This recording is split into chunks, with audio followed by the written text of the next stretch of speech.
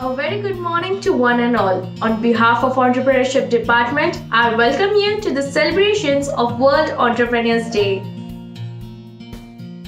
Each year on the 21st of August, World Entrepreneurs Day is celebrated to create awareness for entrepreneurship, creativity, innovation, and leadership around the world. Let us begin our celebration of Entrepreneurship Day by understanding what an entrepreneur is. Entrepreneur. One who creates a new business in the face of risk and uncertainty for the purpose of achieving profit by identifying and assembling the necessary resources to capitalize on them.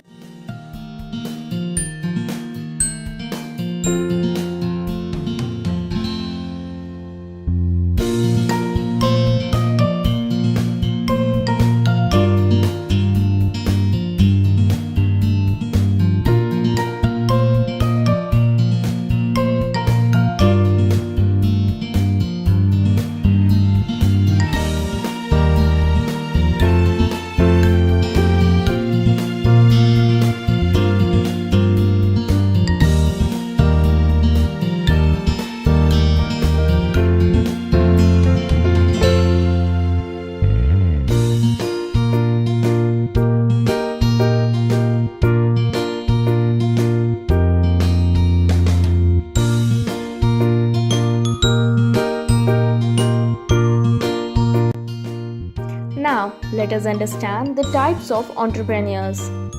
Innovative entrepreneurs. They introduce new products, new methods of production, and discover new markets.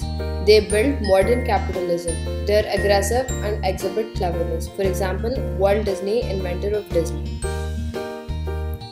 Imitative entrepreneurs. They copy or adapt suitable innovations from innovative entrepreneurs. They're adaptive and more flexible. They are organizers rather than creators. They contribute to development of underdeveloped countries. Fabian entrepreneurs. They are generally shy and lazy, but they are very cautious and do not take risks. They are rigid and fundamental in approach, usually second generation entrepreneurs. They follow the footsteps of preceders. For example, Kodak produced analog cameras. Drone entrepreneurs refuse to copy or use opportunities that come their way. They're conventional in approach, resist changes in their existing production even if they suffer loss. To keep us entertained, students from class 11 will perform a song on the topic entrepreneurial process.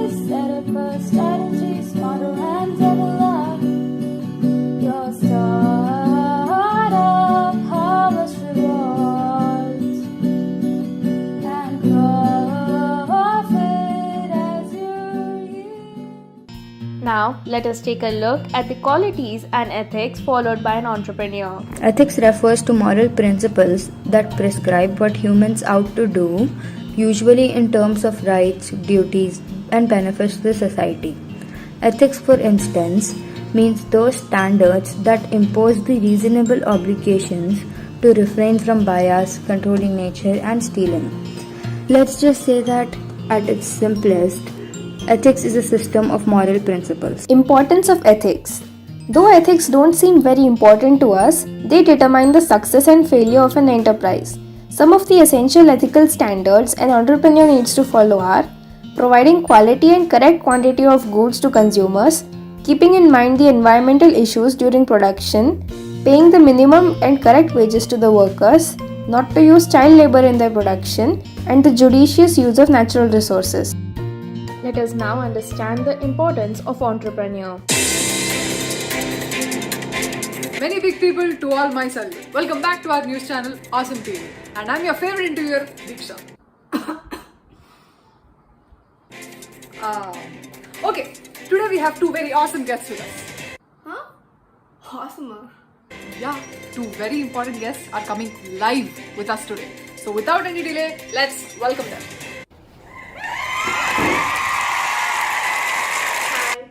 Hi Kavita Garu, hi Shivani Garu. Thank you so much for joining us today in this awesome TV channel. We are so honored.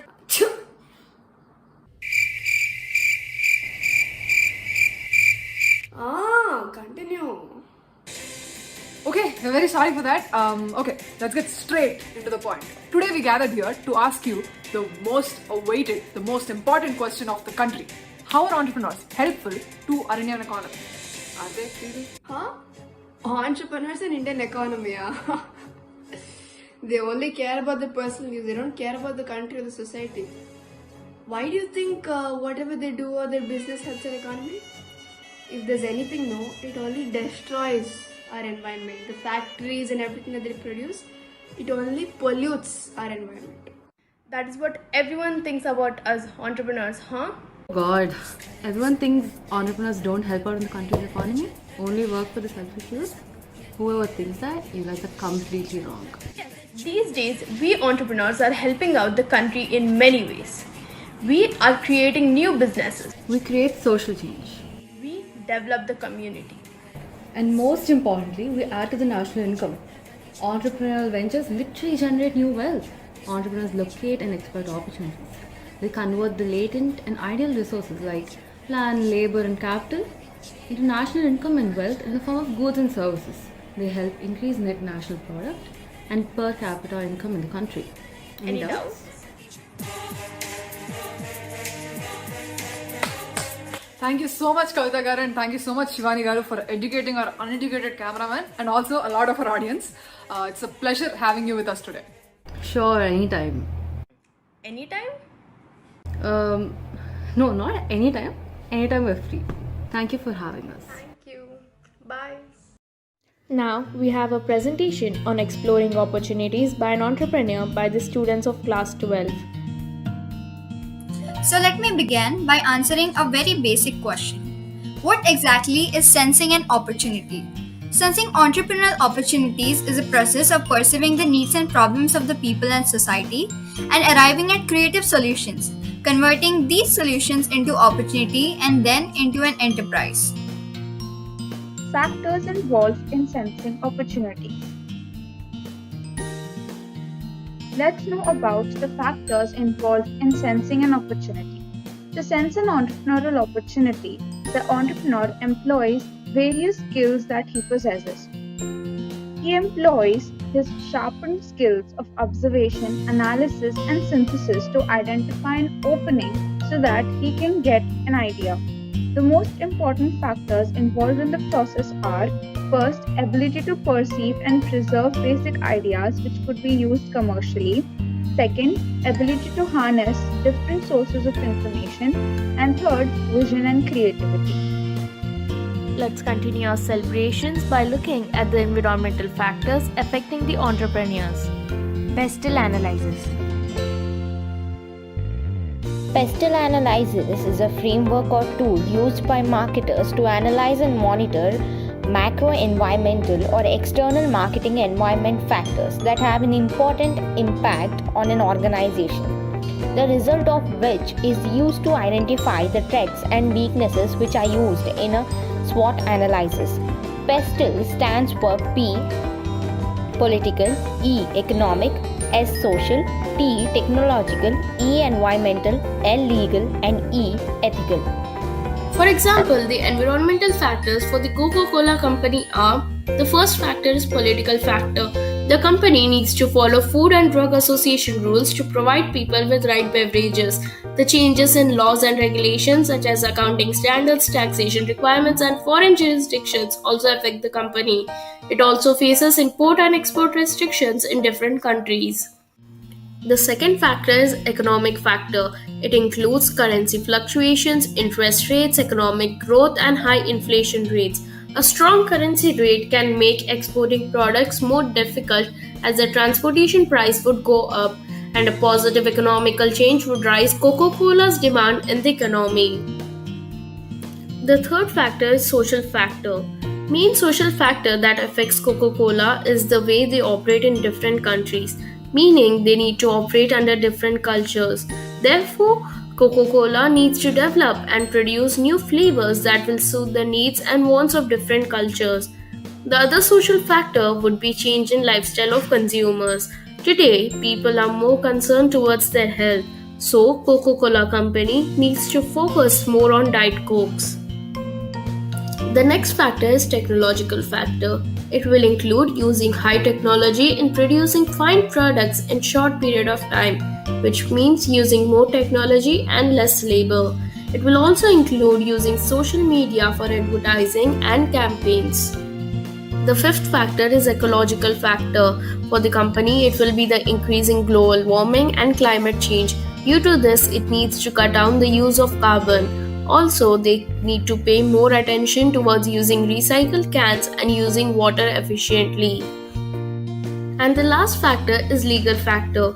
In many countries, caffeine and sugar quantity used in any beverage is fixed. So, the company has to abide by these laws, and the company must value the employment ethics and consider the working conditions of the labor. He has to abide by these laws. Now, let us understand about environment scanning. What is environment scanning? A business depends on economic, social, political, legal, and other factors.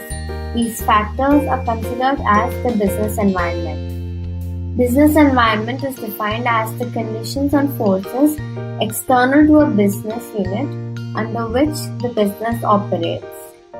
To identify these factors, environment scanning is required. Carefully monitoring an organization's internal and external environment to detect early signs of opportunities and threats that may influence its current and future plans is called as environment scanning. We now have a presentation on how ideas are converted into opportunities and what is trend spotting. Transformation of ideas into opportunities by Vishesh, Varun and Abhishek.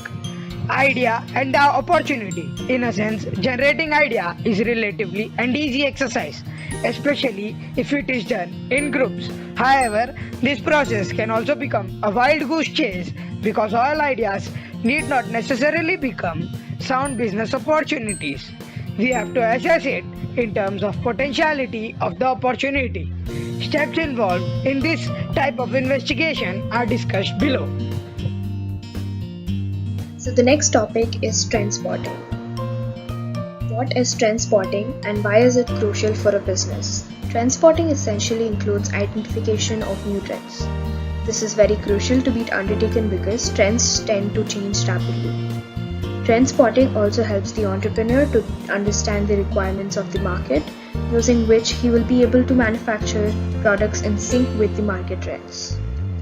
Almost every company hires professional trend spotters who usually charge big money for their service. We now have some inspirational stories of successful entrepreneurs. The first in this list is Ritesh Agarwal. Ritesh Agarwal's entrepreneurial journey is one of the most successful entrepreneur stories in India. After dropping out of college, he launched his first startup, Oracle Stays, which was a budget hotel chain that provided B&B. To improving his business model, he relaunched Oracle as OYO, which was short for On Your Own, and became one of the most successful young entrepreneurs in India. Beginning with only 11 rooms in Gurgaon Hotel, OYO Rooms is now a hub for elite hotel stays with 65,000 rooms in about 5,500 properties across India. The next in line is Bhavish Agarwal. Coming from an IIT's family, Bhavish Agarwal, an IITB alumnus, founded the most popular cab aggregator of India, Ola Cabs.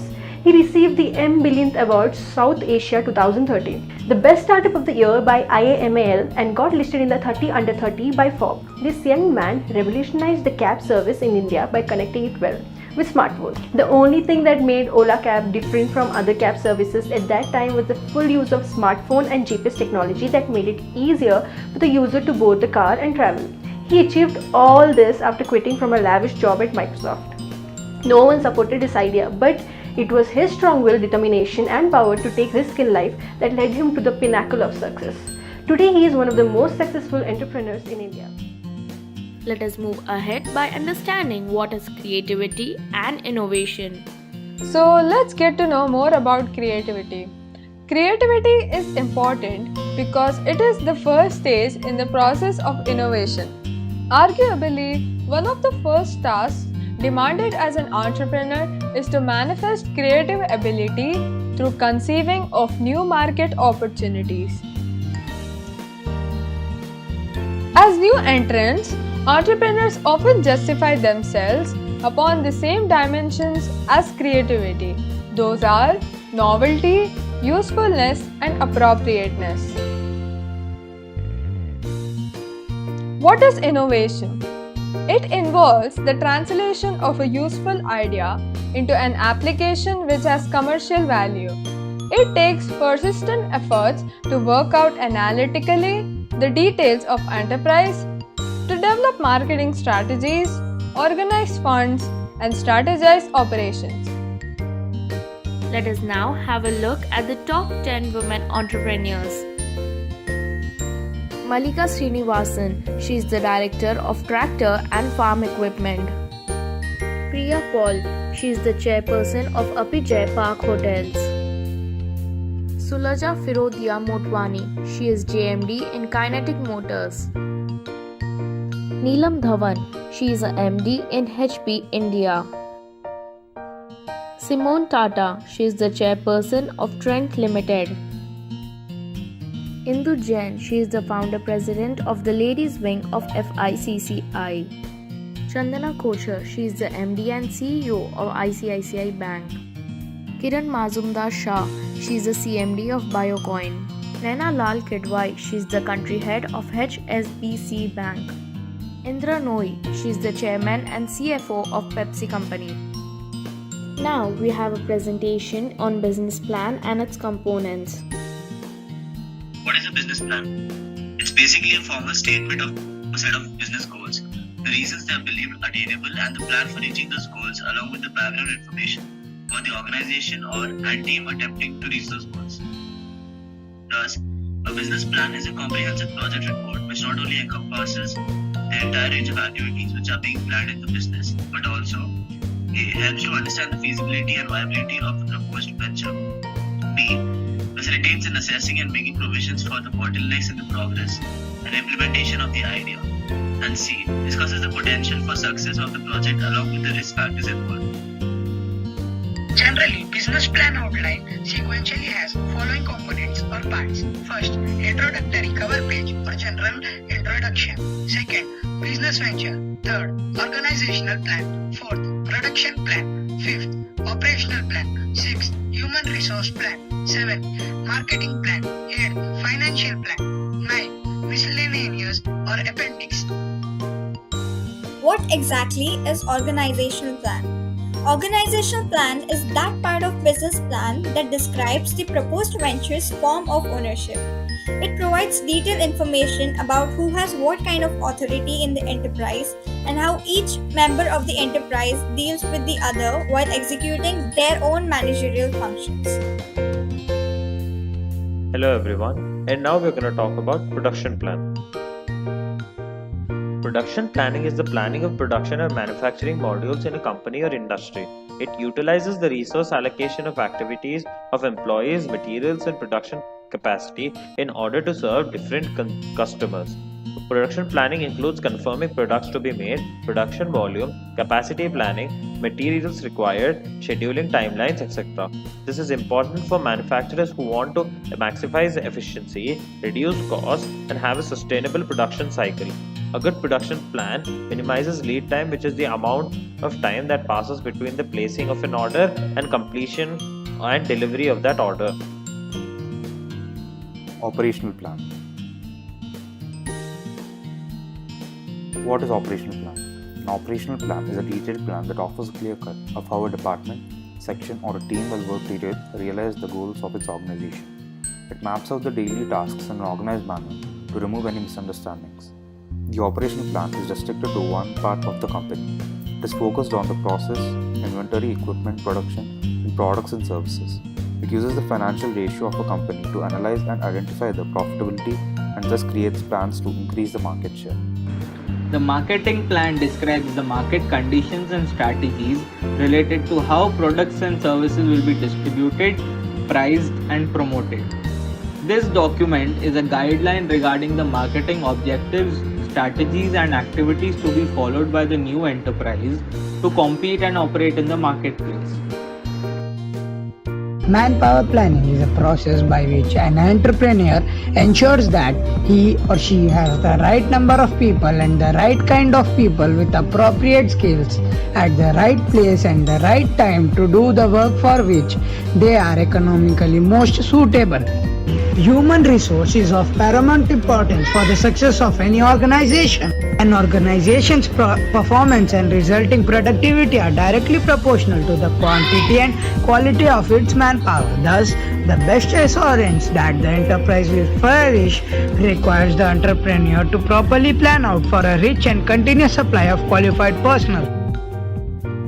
Lastly, we will see about government support provided to the entrepreneur as a startup. Do you guys ever wonder why the government supports startups? Let me tell you a little I know about this.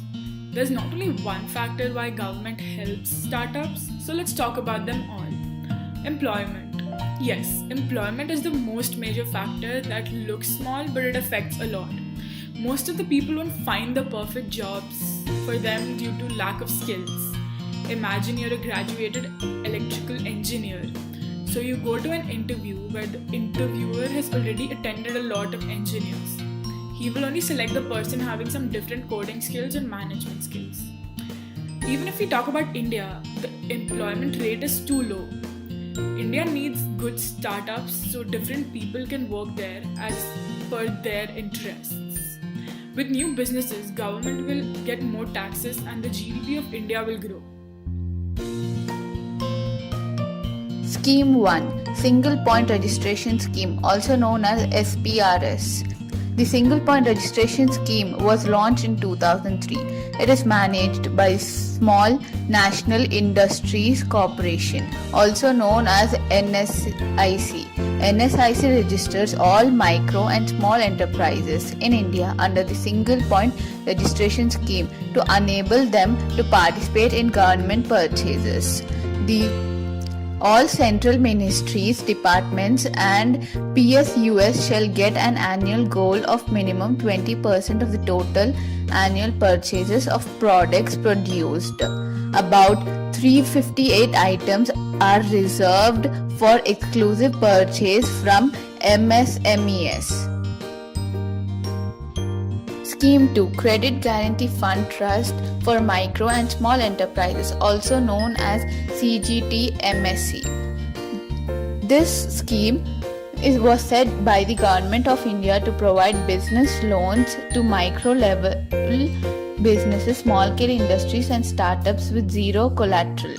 It allows business to avail loans of highly subsidized interest rates without requiring security by working along with SIDBI, Small Industries Development Bank of India. The government provides a maximum amount of up to INR 100 lakhs under this scheme for boosting new enterprises as well as their existence, primarily meant for manufacturing units. This loan can be availed in the form of working capital or team loan.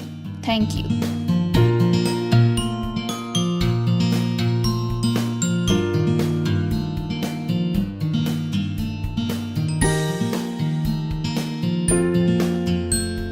I would like to thank all the teachers and my dear friends for being such an amazing and patient audience. I would like to thank all of you for your continuous support throughout the Entrepreneurship Day celebrations. I hope through our presentation we were able to transfer the little knowledge we gained about entrepreneurship to all of you, and it was insightful as well. Thank you.